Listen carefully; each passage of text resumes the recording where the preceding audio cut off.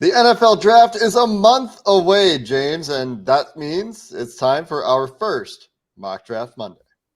You are Locked On Bengals, your daily Cincinnati Bengals podcast, part of the Locked On Podcast Network, your team every day.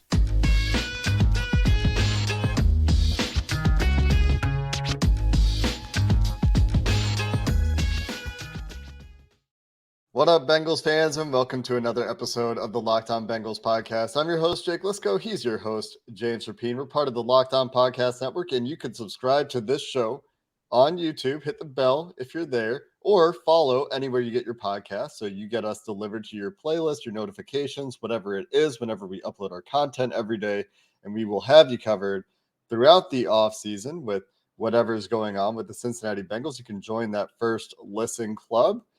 And James, today we're going to dive in to a mock draft simulator.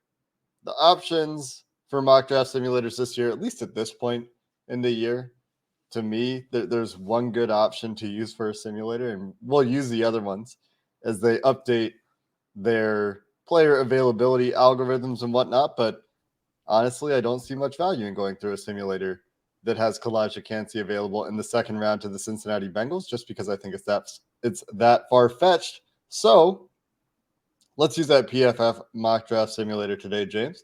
We'll bring it up on the screen for those of you watching on YouTube, and we will see how many rounds we can get through here. And we'll talk through it for everyone that's listening on audio. And let's get started, James. As the first round runs here, how are you feeling about the first round right now as we look at the options available for those watching on YouTube? And I think it's about what the Bengals have done so far in free agency. It's BPA. I know a lot of people are going to say, oh, well, they're definitely taking a tight end, or there's no way they could do this, or man, continue to beef up the trenches with Jonah Williams wanting out, or all of those things. I think that today it's best player available. If Michael Mayer's there, I would make him the favorite to be picked 28th overall, given the need at that position. But, and we're going to get to it, you mentioned Kancey. If Calijah Kancey is available at 28, I think it's going to be hard for the Bengals to look at him and pass with the 28th pick. And oddly enough, that is an option with this first mock draft here at PFF with the simulator, because Calijah Kancey is staring at us in the face, as is Dalton Kincaid, as is DeJuan Jones. Oh my goodness. So do you want to go with the tight end, who will have a private workout before the draft? The Bengals will be able to have more information on him by then. I know that there's some concerns about him not testing in the back and all of those things. So hopefully he can answer those questions. Calijah Kancey, we know what he did in Indianapolis at the Combine. To me, makes a ton of sense. And DeJuan Jones, everyone knows if you could get the Twin Towers together, that would look certainly intimidating as you enter opponents' stadiums with Orlando Brown Jr. on one side and DeJuan Jones on the other. That said, to me, this is a pretty obvious choice. And it's so funny you mentioned Kancey in round 2, because if he's there in round 1, I think the Bengals might dance up to the podium and really enjoy throwing that pick in and adding him to that defensive line room. So here's why Kancey might not be the pick, even in this scenario. When's the last time the Bengals drafted a first-round defensive lineman, James? It was probably I'm trying to think. Ohio State, 94, first overall. Justin Smith. Justin Smith. After that. Okay, Justin Smith, I believe, was the last time the Bengals used a first-round pick on a defensive lineman. So they've also never had the 28th pick during that time. Well, but they did have the 31st pick. And they took a safety, which they had never done either. And they took a safety, which they hadn't done for a long time. It was the same conversation last year when we talked about exactly. The issues around Dalton Kincaid and DeJuan Jones, the other players here that really stand out for the Bengals in terms of positional need and value, and positional value in the case of DeJuan Jones, have athletic profile questions. Dalton Kincaid has the injury, of course, hasn't worked out. On tape, looks like a more than fine athlete, right? Is the big slot receiver style of tight end. DeJuan Jones, you mentioned, the size is great. The tape is good enough to me to feel comfortable picking him here at 28 from what I've seen. Has a lot of stylistic similarities to Orlando Brown, the Bengals' new left tackle, and it would be fun. I think it would be a lot of fun to have those two guys at that size, with that strength, with that power at the bookends for the Bengals, but only performed his 40-yard dash for all of the athletic testing between Ohio State's Pro Day and the Combine. Don't know if there's a workout scheduled for him to just do the agilities, to do the jumps. Probably wouldn't do great at those anyway, right? When you're 380 pounds, it's hard to do those things. And you have to adjust those numbers for not only, compared to the position, but you have to think about how much those guys weigh and how much weight they're moving, as you had to do with Penei Sewell, who's a good athlete, but was moving a lot of weight. And so his numbers compared to other tackles weren't necessarily great, but his numbers at his size were really good. Just to summarize some of the other options that you might be thinking about for the Bengals at this pick, if you're listening and you're not seeing the simulator on YouTube, Michael Mayer was picked 21st overall. Deonte Banks, the Maryland corner, was picked 24th. Anton Harrison and Darnell Wright going back-to-back for some other tackle options right before our pick. Bijan Robinson all the way up at 18, and Nolan Smith, who the Bengals met at the Combine, went 20th. So those are some of the other guys I think that are commonly talked about at this spot. Let's just play the hypothetical card here. By the way, Dalton Kincaid's a beast. I know he's a little older and all of those things. He's a pass-catching freak. I don't know if the Bengals would be in on him unless the medical questions get answered, so to speak, which, it's certainly possible. That said, if Darnell Wright and Anton Harrison, if either of those guys were there at 28 with these guys, would that change your pick here? Before we make our pick, would that change yours? Because if Darnell Wright is there or Anton Harrison, man, I mean, you don't have the questions with those guys. At least I don't, as many questions as you have with Jones, and it does fortify the offensive line. So either of those guys would be tempting if they were there for me. I think Darnell Wright versus Kalijah Kancey is a very interesting discussion. I haven't watched Anton Harrison yet, so I'm not sure there. Darnell Wright, I'm very comfortable with at 28. Kalijah Kancey, I'm very comfortable with at 28. DeJuan Jones, I'm not as comfortable, but I am comfortable with at 28. Haven't watched Kincaid yet either. He was hurt, so a bit tougher to get, fewer games to watch there. Darnell Wright, Kancey, boy, I'm glad I don't have to make that decision, because the reason is, if we don't take a tackle here, an offensive tackle, there's not going to be one that you're going to love, unless you really are sold on Blake Freeland, who I think Joe Goodberry has Bengals Twitter worked up about right now with his athleticism from BYU. That could be your second round tackle, but none Freeland, of these top tier guys are going to be there. And Freeland is a guy that you would take to groom for Jonah's spot in 2024. That's how I would view him if they picked him. Like, I would not expect him to come in right away and just be a dude. Now, maybe he impresses and is able to, but I think that would be a developmental prospect. That said, with this pick, and who knows what happens at pick 60, maybe we're in agreement, maybe we're not. I'm just going to give you mine. I would take Kalijah Kancey. I'd be smiling. I might do a little gritty on the way to the podium, and I would see if Kancey could gritty on his way to Cincinnati as he goes to meet the media. To me, this would be a home run pick, as would Harrison or Wright. Those guys are off the board. Deonte Banks off the board. Fine. You take Kalijah Kancey and you feel great about it. Yeah, Kancey's the pick here for me as well. I do want to also just mention Will McDonald. I think Will McDonald, whose name he's available in the simulator for those of you not watching, is a name we haven't really discussed a whole lot, but is a name that I think bears mentioning, bears some discussion, just as a high-end edge player. And, if the Bengals were looking at pass rusher, I think that would be in the conversation as well. So we'll pick Kancey here, and we'll come back here in just a minute to talk second round.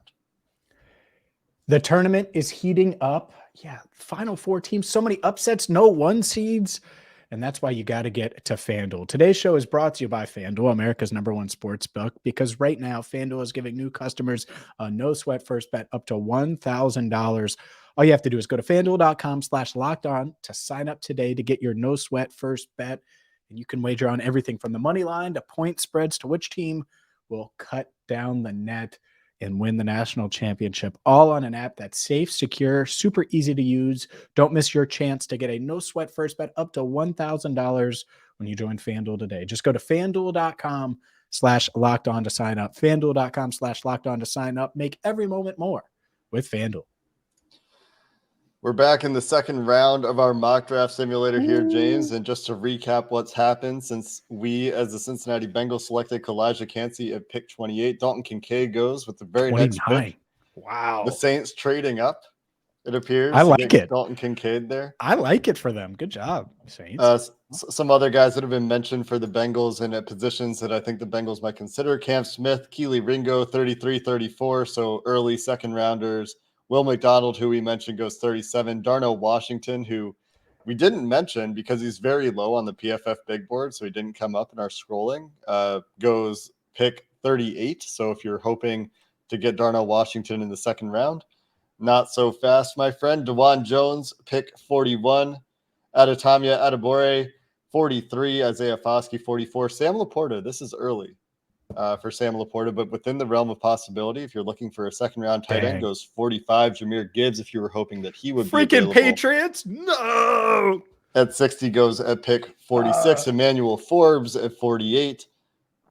What other names have been associated with the Bengals? I've seen Antonio Johnson mocked to the Bengals quite a bit. The Texas A&M safety in the second round goes 53rd. I don't think that the Bengals would pick a safety, but maybe if they really liked him. Julius Brents, Kansas State corner, goes 56. Cody Mauch, not actually sure how his last name is pronounced. I think it's Mock, right? Mock. Both of my guesses were wrong. Goes 59, one pick ahead of our Bengals. It's Cody Glasseater. Dang Bills. In the second round. So, all right, let's see who's available here since all these guys are gone. Man, oh man. The tight ends, let's just go by position here. Tight end is a position you would want to look at in the second round. Tucker Kraft is the top of the best available tight ends according to Pro Football Focus. Can't do it in round 2. Can you? Is he in the running for you? He is. Luke Schoonmaker, is also there. Zach Kuntz is the third best tight end. The reason I could do it here, James, is because there's a big teardrop from me from Kraft to the next guy. Kraft is a guy that I would feel comfortable taking in the second round for sure. I just don't think he's BPA, and I haven't even seen everybody available yet. Blake Freeland's there. Oh my goodness, Jake. I'm just kidding. Keep going. And I'm not as comfortable with Freeland in the second round. I think I wouldn't hate it. But anyway, for tackles, according to PFF, the top guys available here: Matthew Bergeron, Jalen Duncan, Blake Freeland, and Tyler Steen. I don't know if I'm really comfortable with any of those guys in the second round. Interior offensive line, I don't think is necessarily in play. Luke Whippler, who I think is a center only. He'd be the only one. And why would you take a center only from Ohio State? Yeah, and the reason would be is because who do you have besides Ted Karras to play center? Sure, it's just second round. It's tough. It's tough because there's some other guys that I think are going to be interesting here.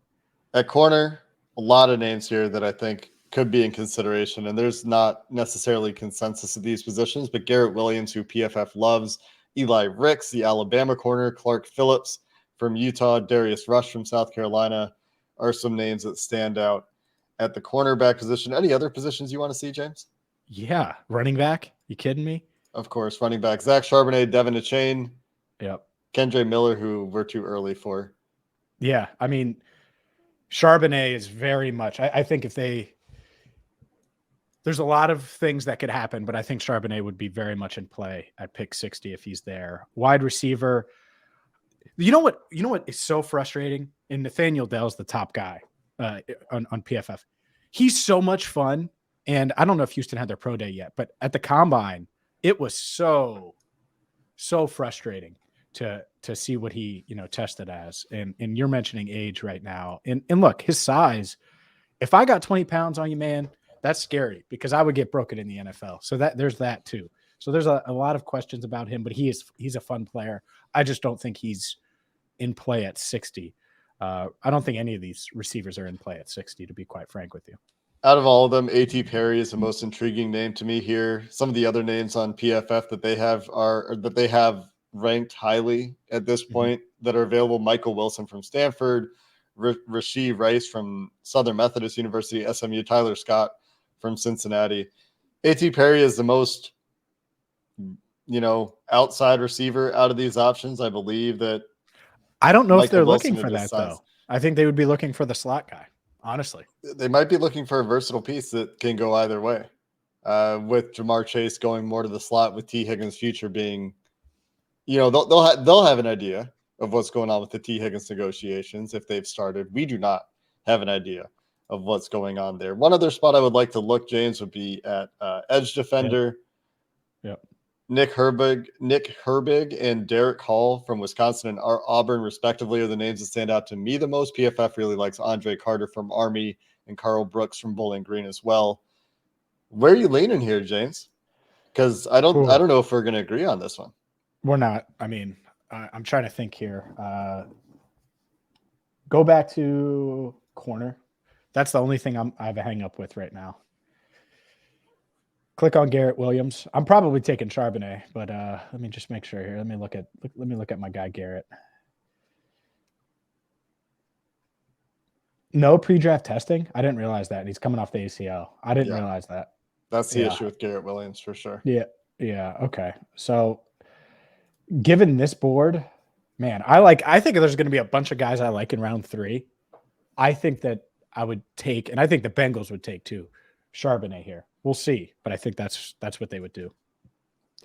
This is a position where, if it's me, I'm thinking between Tucker Kraft, because as I mentioned, I see a big tier fall off between Kraft, who I think can do a lot of things, and a couple of athletic upside kind of guys with some profile questions. Although Tucker Kraft has some click profile on Kraft so as well. Our YouTube viewers can at least see him a little bit. Yeah, 22 years old from South Dakota State. Good size. We don't have a ton in here for him. Tested really well from what I recall, and was very productive. Had an injury for South Dakota State, so he missed some time between week 1 and week 7. For those of you looking at his stats, he only had 348 receiving yards, but he did that in just 9 games. So he missed a handful of games this year. In 2021, in 15 games, had 770 yards. That's what I like about Tucker Kraft. Can line up in line, can do some things as a blocker as well. Schoonmaker as well can do that. Kuntz, more of an outside guy and not a guy that I would consider. Neither of those guys, Schoonmaker nor Kuntz, do I consider at this point. Nope. The other thing that I'm looking at is probably the Nick Herbig, Derek Hall class of edge rusher, where, depending on what you think of these guys, maybe you're thinking this is 10 picks too early and we should be trading back. But positional value and productivity for both of those guys, Herbig in particular, really, really impressive PFF profile from a pass rush win rate perspective, true pass rush win rate perspective. A little bit light for the Bengals at 240, but had that win rate, had that productivity that you like in college, in the Big Ten, at Wisconsin. So there's like a premium pick there thing for me, and I feel like I'm going to be able to find a running back in the 3rd round or something. So who are you taking? I'm probably taking Kraft here, and I'm probably regretting it a little bit later because of positional value. Yeah, I get it. Go back to the running backs one more time. The reason I'm comfortable at running back is because I think I can get one of these guys, Kendre Miller, Tyjae Spears, even Roshan Johnson later on. Gotcha. Yeah, no, I get it. I just, and I want speed too. I don't love Charbonnet there because of the speed. We can go with Kraft. That's fine because I'm on favor of the double dip at tight end. So we can do that for now and see what's in round 3, because to me, round 3 could be a big dilemma here. I think there are a lot of guys that are like, if you were picking 67th to 82nd, you'd feel good about it. And so now who falls to pick 92? That's the interesting part right now. And for everybody that's watching and screaming trade back, here are some teams that PFF believes are interested in trading up right now. Philadelphia picking just 2 picks later at 62. Houston picking 5 picks later at 65. Atlanta 15 picks back, and Seattle 23 picks back at 83. I would consider trading back in this scenario. This is one where you might feel good about trading back, trying to scoop up an extra 4th-round pick or so. But for the purpose of the simulator here, we'll pick Tucker Kraft. We'll let the 3rd round run, and we'll finish up there coming up next. All right, 3rd round time, and we'll see who falls to the Bengals, because I think there are going to be some talented guys that fall. And just looking at who went off the board, Derek Hall went pretty quickly. Luke Whippler, we mentioned, went pretty quickly. Charbonnet went to the Broncos. Come on, man. How many running backs do the Broncos need? That doesn't make much sense to me. A.T. Perry, your guy. Nathaniel My guy. Bell, gone. Because I mentioned a guy, he's yes, my guy. That's now. right. Okay. Hendon Hooker competing with competing for that starting job, I guess. Blake Freeland is gone. Eli Rick's gone. That would have been an interesting one at 90. Darius Rush gone. DJ Turner, Andre Carter off the board. Your guy Nick Herbig, gone. All right, so let's see what's available. Tanner McKee, backup quarterback. I'm just kidding. All right, running back Tajay Spears still there. And now it's getting pretty interesting that he's there. I would be open to him. Let's see what's at tight end. See who we could have gotten. I bet you no other tight ends have been picked. Yeah, Luke Schoonmaker, Zach Kuntz, Davis Allen, Josh Wiley, the top guys. Will Mallory, the 5th guy here. And so that's the tough part about taking tight end is, could you wait another round and in round 4 get Josh Wiley at the end of round 4? Like if he's there, I'd feel pretty good about that if you were able to get him in at the end of round 4. So that's what's tough about running back and tight end, to be quite honest with you. But I do think that you got a player much better. I think Kraft is better than those guys. Like to me, is Charbonnet better than? You're higher on Kraft than a lot of people, though. I'm a little bit higher. I mean, I'm higher on Kraft than Sam Laporta. Yeah, that's unique. Not many people are saying that right now. I mean, we're going to talk about this briefly, I guess. Sam Laporta, to me, can't really line up in line right now. He just isn't there as a blocker at all, and is going to get abused at the NFL because he's getting abused at Iowa, which is kind of weird for an Iowa tight end, right? You scout the helmet there; their tight ends are going to be able to block. Not the case for Sam Laporta. In terms of a route runner, I think he's raw. He's, we watched him. Sands and I did. Why do you like Kraft so much, though? Well, let me just finish on Laporta really quick. He's leaning into his routes. He's getting open a little bit, and he has a really bad quarterback, but the route running needs work. The inline work needs work. Kraft, I think, is a really good athlete, really good after the catch, has some good ball skills, high point ability, being able to catch outside of his frame. Not that Laporta doesn't, but is a smaller guy. He's not the same guy catching outside of his frame.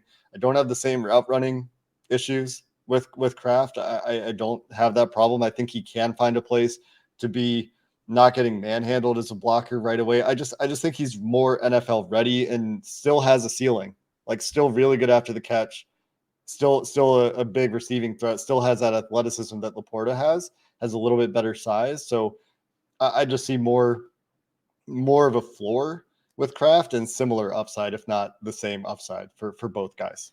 Gotcha. No, and it's going to be interesting because given how they need a tight end, we've talked about the double dip, taking one early-ish, first couple picks makes sense, and then doubling down and circling back to the position makes sense. So we'll see. But as far as who's available now, pick 92, Tyler Steen, offensive tackle. Not much there, though. And this is the example of, all right, well, you have an addressed tackle. Edge. Not loving these options. Mike Morris, Carl Brooks. There's not much there. And that's why you'd hope in this scenario, that Kancey can give you that interior pass rush from the jump. Garrett Williams still there. Interesting now, I would say.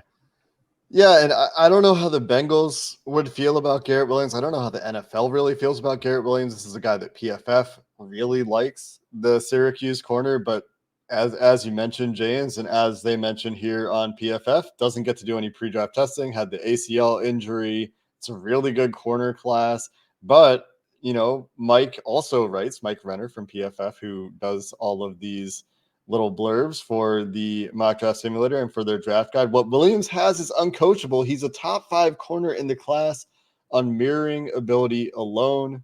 The rest is a work in progress. He also writes that Williams could use a little dog in him in terms of areas to improve and mentality. So just some notes there on Garrett Williams. Travius Hodges-Tomlinson, from what I recall, is very slight. And this is what would cause him to fall in the draft 5'8", 178. I'd be surprised if they were in on him. Yeah, that sounds like a slot corner in the NFL, 23 years old. Mm-hmm. Thinking about a 5'8" guy holding up outside in the NFL, that's incredibly rare. Jacorian Bennett, the other Maryland corner, who's not Deonte Banks, had a really, really good athletic testing day at the NFL Combine. Is an interesting name. Caillou Blue Kelly, who I believe the Bengals may have met with. I'm not exactly sure about that. I'd have to double check. Is another guy that could be in play here. Maybe he's a little bit early. I'm thinking running back here, James. What are you thinking? Well, I think Garrett Williams is really interesting, and certainly someone that I could take here. That said, we haven't addressed running back, so let's go to the backs again. Yeah, and to me, I think it's Tyjae Spears for me. I think that's the route that I would go, and I'd feel pretty good about it. And the thing is there are a lot of people that'll say, "Oh, we'll get him in round 4," but at the end of round 4, Spears is going to be gone, and so you take him here. You feel pretty good about it. Dwayne McBride's another guy on the board. Tank Bigsby, but no, I think Spears would be the one for me. What about you? I'm surprised you're not on the Deuce Vaughn train here, loudly and proudly. I love Deuce Vaughn. And I don't think he's going to get picked in the first 4 rounds, at least. He'll get picked, but he's just going to drop because of his size. And so, all right, let's wait and see how the board shakes out if I'm the Bengals. They're probably out on him. I'm not. I love the idea of Deuce Vaughn just running behind Orlando Brown Jr., running underneath his legs for 6. Right. You get some trick play possibilities there. Right. With the 5'8" running Tyjae back. Spears, what do you think? Is that him for you, or are you going another way? At this point, we don't have athletic testing at all for Kendre Miller, which gives me pause. We don't have the TCU Pro Day yet, I don't think. And if he doesn't test, that's a problem. In terms of like tape, I haven't watched running backs quite yet. Just to tell you what our draft team says about some of these guys. Both Joe Goodberry and Mike Santagata have Tyjae Spears graded a little bit higher than Kendre Miller from a film perspective. So Tyjae Spears wins the film battle. Kendre Miller has better size, has 14 pounds on Tyjae Spears, and significantly better productivity, even though he wasn't necessarily getting a ton of carries. And if we look at his profile, 224 carries in 2022, just like 137 or so in years before that, if I can do math. So not a lot of wear and tear on the Kendre Miller tires, and TCU dealing with slightly better competition. Tyjae Spears, though, somewhat similar, 231 in 2022 and 129 the year before. I think that you could pick either of these guys here and be pretty happy. But Tyjae Spears is a heck of a fun player, and you have athletic testing there. So if you wanted to pick Spears here instead of Miller, I think that's fine if you're looking at running back. Yeah, let's do it. And they're certainly more explosive than if they went with Charbonnet and then insert whoever if you went tight end in round 3. Like this reversal here. You get a guy in Spears who I think would be able to go and make an impact early. Do you regret not picking Zach Charbonnet given what's available here? No, I don't think so. And that's the tough thing is like I think Charbonnet could come in day 1 and do a lot, but he's not that home run hitter. And I think Spears could potentially be that. And, from a pass catching standpoint, which one could be better long-term, which one's more explosive? I want to get little dynamite in that backfield. And I think Spears could bring that for sure. That would give me pause about Charbonnet regardless. And if he Like if Gibbs were there at 60, I would have stood on the table and jumped up and down and tried to do everything I could to make sure that was the pick, right? Because if there is that home run threat that's worthy of it, he obviously went pick 46, was nowhere near pick 60, which is probably what's going to happen in real life. And so I think that Spears is a nice consolation prize. And suddenly you look, you've addressed two long-term and short-term needs, I would say. And then defensive line, the Bengals clearly, have spent a lot of money in that defensive line room. You got to get younger there and get some rookie blood in there. And so adding a guy like Cansey, I think this is a heck of a first 3 rounds for the Bengals if they're able to do that. Address tight end, right? And get a guy they think is plug and play, assuming they would feel that way about Tucker Kraft. Get a guy in Spears who I think is going to make an impact right away. And then Cansey, like I said, is going to work his way in on a talented defensive line room, but I think he's super talented. So sign me up for this 3 rounds. The big problem here, of course, is that there's no tackle. This is the Jonah Williams plays right tackle in 2023 play. And also the Bengals have signed Ezekiel Elliott because maybe you're not ready to trust Tyjae Spears on passing downs early in his career. Would you trust Joe Mixon pass blocking? That's why you signed Ezekiel Elliott in this scenario. That's our mock draft. That's our first mock draft Monday, James. That was a fun one. We got to pick Kalijah Cansey there in the first round. And, could have just as well been Darnell Wright, 1 pick away, or Anton Harrison, 2 picks away. Now, if we had picked Darnell Wright, I would have instantly I'd be calling everyone. All right, what can we get for Jonah? Right. Can you move up from pick 60 to pick 44 for Jonah? What can you do? How can it benefit you? Can you add a 3rd round pick to get? Could you add that? And then you imagine, maybe you're able to take the flyer on a Garrett Williams or someone like that, and you feel much better about it. Because I was pretty tempted there to go that route, because adding a corner, I just don't know how the Bengals will feel coming off of the ACL. They already have Cheeto doing that, but we'll see. Yeah. I certainly think they'll address corner too. And if you could add a pick, I'd be open to it. I'm sure that scenario will play out as we do these mock draft Mondays. For what it's worth, Garrett Williams, the 4th round went 126. So we'll have to see what the NFL thinks of Williams in particular. We've talked a lot about him. With Josh Wiley's still there at the end of round 4? I believe he is. Actually, you could also get Zach Kuntz here. So we're not going to do the 4th round and talk about everybody else that's available here. Let us know what you think. Let us know how mad you are that we didn't draft an offensive tackle. We didn't draft DeJuan Jones or consider Darnell Washington in the 1st round, or how pleased you would be if you really like what we've done. And we'll keep doing this from time to time here. It is getting to NFL draft season. We're going to have Bengals director of, help me with the title here, James. Pro Scouting. Steve Radisevich on the show, on our next show, I believe. So unless the Bengals make another move between now and then, that'll be the next you hear from us. Until then, Bengals fans, thanks for watching the Locked On Bengals podcast or listening. Hoo day, and have a good one.